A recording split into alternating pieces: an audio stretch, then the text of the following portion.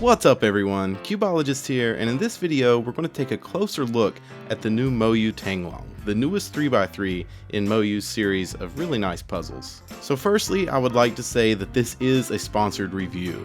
The Cubicle was nice enough to let me test this puzzle, and I'm really thankful for that.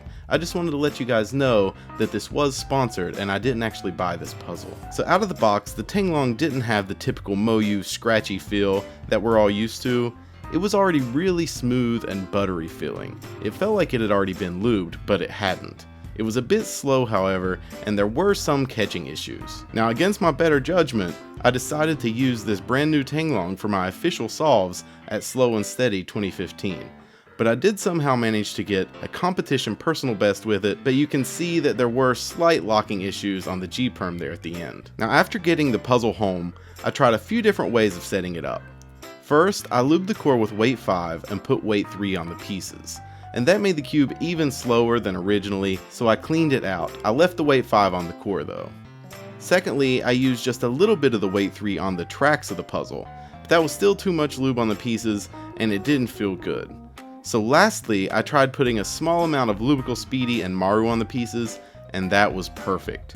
I found that this worked because even though there were tracks on the edges, there's still a large area that remains basically in constant contact between the edges and corners, and because of this, any amount of heavier silicone lube has an exaggerated effect on the speed. It slows it down a lot more. So very light lube on the pieces gives you a little bit of extra speed on a somewhat sluggish cube, and if you like the smooth feel that you typically get from heavier lube, well, it's already there because of the plastic they used and the design of this puzzle. And the catching that I talked about earlier actually went away after tensioning and breaking in the puzzle, and now it's almost non-existent, but it still happens from time to time. The design of the outside of this puzzle is something that we've seen become fairly popular recently.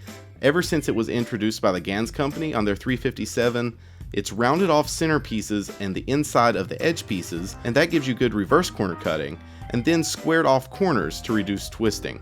And let me tell you, the corner twisting is non-existent on this puzzle. It's actually fairly difficult to force it. And as far as corner cutting goes, forward is well over 45 and reverse is a whole piece, so that leaves very little room for locks. Although like I said, they do still happen, it's just very rarely at this point. And the feel of this puzzle is a little bit complicated.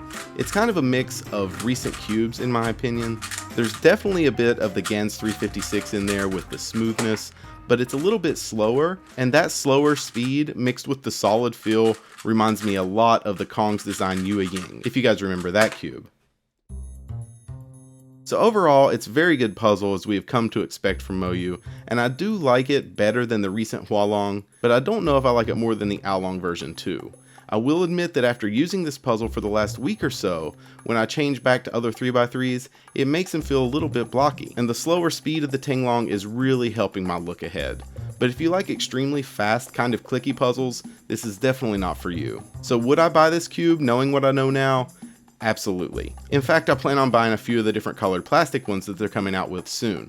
I'll put a link down in the description to where you can buy those and check out the different colors that are coming out. But as usual, if you're happy with your current main, this is nothing revolutionary. So just save your money and keep practicing. And always remember that a really nice puzzle can make a good cuber better, but it can never make a bad cuber good. So the most important thing to get better is practice, not new hardware. But I really appreciate you guys watching. Give it a thumbs up if you enjoyed, and you'll hear from me really soon. Later, guys.